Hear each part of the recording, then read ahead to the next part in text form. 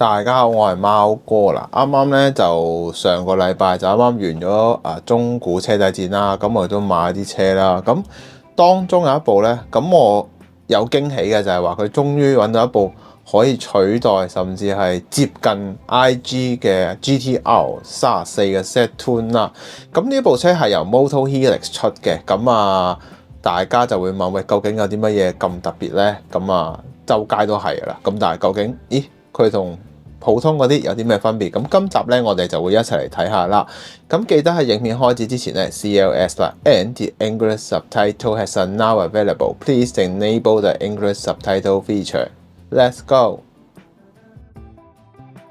大家都知道啦，喺整個 GTR R34嘅市場入面咧，最珍貴嘅當然就係 Z-Tune 啦。咁更加係一啲超限量嘅款式啦，咁當時其實 R34咧已經係停產咗㗎啦 V-Spec， 咁Nismo 咧為咗慶祝佢哋20週年啦，結果佢哋喺中古市場方面咧買咗12部嘅 R34 V-Spec 嘅。咁另外有啲係咩咧？就係本身車主咧係想去做一個升級啦。變成一部 Z-Tune 啦，咁佢哋要求每一部車咧係低於29,000公里啦，咁再將佢哋升級咗呢啲車之後咧，一共生產咗19架啦，當中有2架係原型車啦。咁大家又一定會問啊 Midnight Purple 係乜嘢一回事咧？咁其實總共咧 Midnight Purple 咧係發布咗2次嘅，咁一次係200，一次係300啦。咁第一次就發布咗 Midnight Purple 2啦，咁喺其後嘅千禧年咧，即係2000年咧就發布咗 Midnight Purple 3啦。咁講翻今次呢一部車先啦，咁其實呢一部車係當時第一批生產咗只有19部嘅銀色版本啦，咁仲有一部咧，其實就係Midnight Purple 3嚟嘅。咁喺外觀方面咧，亦都經過咗 Nismo 嘅精心調配啦。喺 RB26 嘅 DETT 機器方面咧，去加強超過500匹嘅。咁全新嘅車身上面嘅所有個位置咧，都改咗碳纖啦。車架方面亦都加固咗好多焊接點啦。咁最後亦都更加首次選用碳纖嘅傳動軸嘅，咁令大家可以見到呢一部超級神器啦。咁大致係咁啦。咁我哋去睇下成架車嘅整體結構啦。好啦，大家已經見到呢一部車啦。嗱，首先咧，我打開係開心嘅。點解咧？終於有一架可以接近取代到 IG 嘅嘢啦。無論喺當然啦 ，IG 無論喺數據以及外觀方面咧，基本上係一模一樣啦。當中嘅故仔我就唔多講，因為已經講過㗎啦。咁只可以咁講啦。Moto Helix 今次呢部車咧係絕對可以取代到 IG 嘅。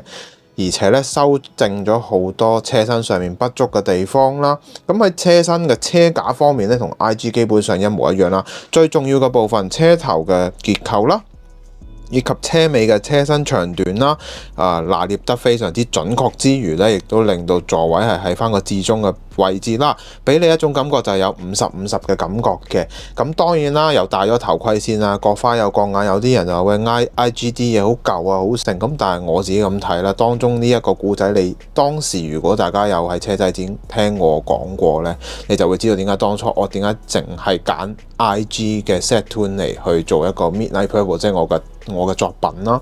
咁所以就係咁嘅原因啦。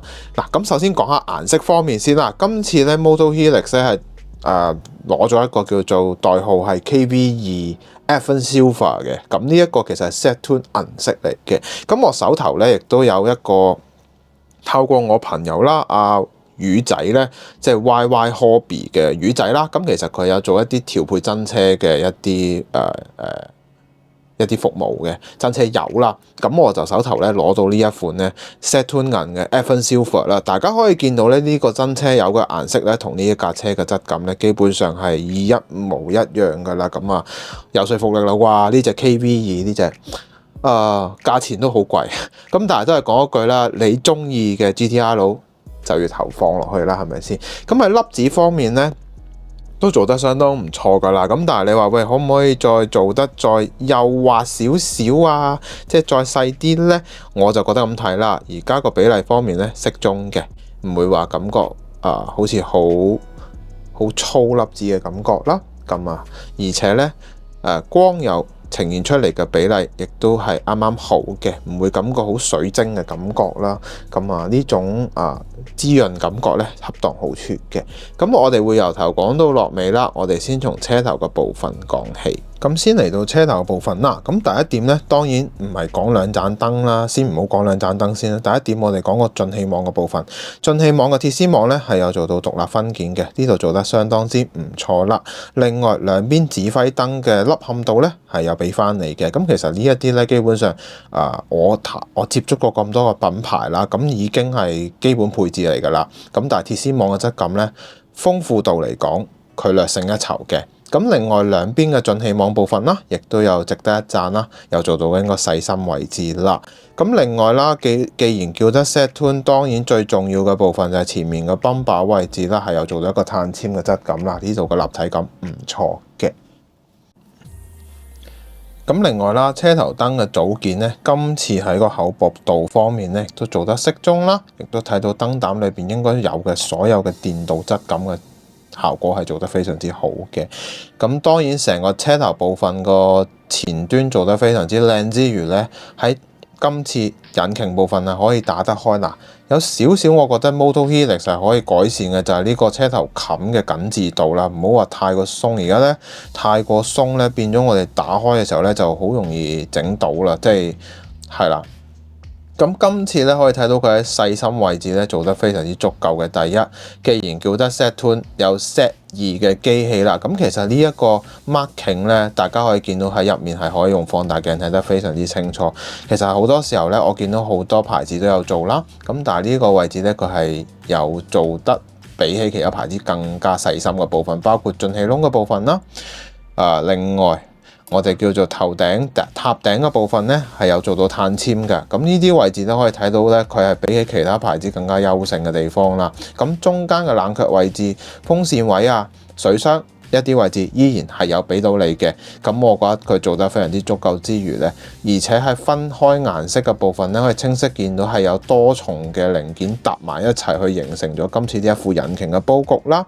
咁最後我覺得最有驚喜嘅部分係咩咧？就係車尾最尾嘅部分嘅呢一個我哋叫做後板嘅部分啦，引擎嘅隔熱板嘅部分咧，呢一度咧係有完美咁樣去做到㗎，因為有另一個牌子都係有幾個牌子都有做開冚啦，咁但係呢個位置咧佢係冇做到銀色㗎，咁呢一度咧佢跟翻完美咁樣跟翻原裝嘅銀色嘅部分啦，做得非常之好嘅，質感豐富，只不過個蓋就真係你睇下，即係咁樣嘅。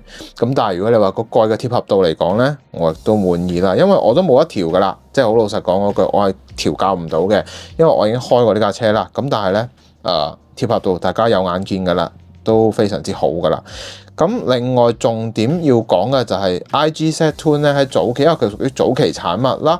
咁咧頭冚嘅呢一個我哋叫做疏氣窿嘅部分咧，呢一個位置其實佢係帶有少少圓邊，而且有少大家會透過呢隻銀色咧就會見到有一個好立體嘅一個斜級式嘅一個位置啦。咁呢一度位置咧係修補咗 IG 嘅一啲缺陷嚟嘅，咁呢個做得非常之靚嘅。咁另外兩邊兩隻角嘅部分啦，咁亦都要講話呢一條，因為呢隻銀色咧係好顯車身線條嘅。咁呢一個位置咧可以睇到咧，呢一條閘骨線咧係有完美咁樣去做到嗰個我哋叫直角嘅感覺嘅，呢度係有做到啦，而且咧又唔會話做得非常之大嘅。咁呢啲位置做得啱啱好啊，呢個小小嘅迷你三角形咧係有完美咁樣保留到啦。嚟到車側嘅部分啦，咁其實我成日都講嗰句咧，即係做 GTR 呢架車咧，真係一架易學難精嘅版，即係一部車嚟嘅。即係你話整體好多10間有9間廠都做啦，咁究竟有邊一間廠係可以做得好靚咧？咁啊各有長處嘅。咁但係今次 Moto Helix 呢部車咧，個車架方面我就非常之滿意。點解咧？我成日都講話車頭嘅部分咧，其實應該係車唔會過長㗎。大家會見到咧，後面同前面嘅比例係啱啱好。我哋成日都講話點樣睇 GTR 靚唔靚咧？就係中間呢個車門嘅部分，車門嘅呢一個位置啦，至唔至中嘅。咁今次大家可以見到咧，實物睇到非常之至中啦，係咪？咁另外咧，佢今次好聰明地咧，令到佢營造嗰個重啲嘅質感咧，佢用底板去營造最後呢個頭泵側裙部分突出嚟。尾部嘅呢一個位置亦都突出嚟呢個部分咧，佢係用上同車底嘅底板咧係連埋一齊啦，咁營造咗呢一種厚實嘅質感嘅，突出嘅非常豐富啦。咁我自己就非常之滿意今次喺車架前端嘅部分，因為你一長車身呢個地方一長咗呢，你好難搞噶啦，基本上你成架車冇得執嘅，咁啊係個車架嘅設計，咁呢度呢，非常之靚啦。咁另外啦，車尾嘅部分啦，個車尾嘅快熱線呢，亦都有做翻個細節啦。最重要令我有驚喜嘅部分係咩？就係個尾水撥啦，居然佢有做到獨立分件，呢個係值得一讚。我冇諗到佢呢一個位係我暫時見過咁多牌子裏邊係有尾水撥嘅嘢嚟嘅，呢個係做得非常好噶。咁最後一樣嘢啦，GT-R Z-Tone 嘅尾翼呢，亦都係經過咗特別嘅設計啦。咁設計方面呢，呢一啲位置呢，其實大家會見到呢虛擬嘅1、2、3粒點呢，喺個罅隙位置用放大鏡睇得非常之清楚噶。咁呢一啲呢，亦都係今次喺 Z-Tone 方面呢，係做得非常之我叫做比較完美嘅地方啦。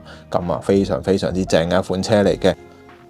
好啦，嚟到車尾嘅部分啦。咁其實整體個車尾呢，我就覺得如果佢可以再改善嘅，首先第一點係4盞燈嘅部分啦，嗰個質感咧，由大燈轉細燈嘅兩個圈嘅質感咧，可以再刻畫得清晰啲咧，成個感覺就真係接近完美咁滯噶啦。咁第二點啦，當然就係我自己比較掙扎嘅位置就係喂呢一個件咧，有牌子用上色件啦，亦都有用水晶件咧，但係我自己咁睇，用水晶件梗係加好多分啦。咁但係我唔知佢哋個成本係咪要控制定係點樣啦。咁但係就用咗上顏色嘅部分啦。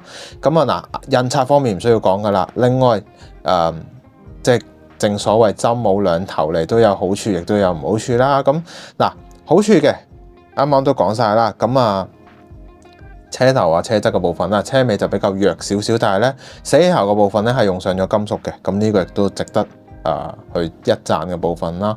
嗱，咁其實咧內部嘅結構方面咧，亦都一次過講埋啦。因為我拆開過，咁就冇得講嘅，因為裏邊打唔開嘅。咁但係咧可以好清晰見到咧座位嘅紅色質感啦，有跟翻 Nismo 當時嘅所有應該要有嘅部分啦。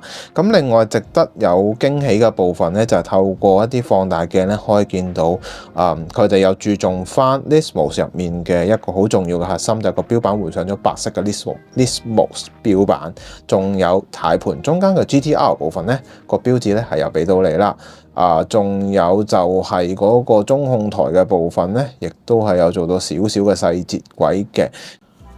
好啦，嚟到今集嘅可購買指數啦，咁呢一部車咧，我可以夠膽講啦，可以話接近完美咁樣取代到 IG 嘅一個替代品啦。咁有興趣嘅朋友真係可以去買嘅。咁冇辦法啦，佢唯一嘅缺點係咩咧？就係佢插唔到內籠啦。咁如果唔係咧，我真係俾佢滿分嘅。咁如果大家未入手 Z-Tone 嘅話咧，即係我諗到大部分都入咗手噶啦。咁但係如果你話好想有翻 IG 嗰部嘅質素，但係又唔想俾 IG 呢個價錢咧，我就絕對係推呢一部咯。因為暫時我見過最滿意嘅之選咯，係大致係咁咯。咁好啦，我哋去做總結啦。好啦，大家已經睇晒成條片啦，唔知你哋又覺得今次呢部車做得點呢？咁可能有啲人會覺得喂，佢好似好普通啦，同埋好多人已經出過啦，咁甚至哇已經玩到唔同嘅花款啦。咁但係又咁講，我真係講嗰句啦，易學難精嘅款咧真係難做嘅。咁今次 Moto Helix 咧，我自己就比較有驚喜啦。咁亦都其後希望佢會出一啲特別嘅配飾啦，包括嗰隻我唔記得叫咩 J 啊，係 J 啊。係嗰隻綠綠地色嗰隻咧，咁我雖然已經自己調配咗啦，咁但係就希望佢出啦。咁我又想睇下有啲乜嘢唔同啦。咁好啦，嗱少少嘢啦，同大家去分享啦。咁多謝大家啦。咁終於過咗5000訂閱啦。咁就係啦，膽粗粗試下啦。咁就搞一個 Q&A 啦。咁你哋可以問問題嘅。咁每一個人問問題，我亦都會有一啲嘢去俾翻你嘅。咁計劃中嘅，咁下一個禮拜條片咧，咁就會講下啦。咁就係咯，大致係咁咯。我都仲諗緊點樣去送呢一啲禮物俾大家嘅，係啦。咁都係講一句啦，你哋希望你哋會俾下面啦嚇，問下嘢係咯。大致係咁啦。咁如果你覺得呢條影片好嘅話咧，希望你可以俾個 like 我啦。最緊要俾留言話俾我知你嘅諗法。最後歡迎你訂閱我嘅頻道。咁我哋下集見啦，拜拜。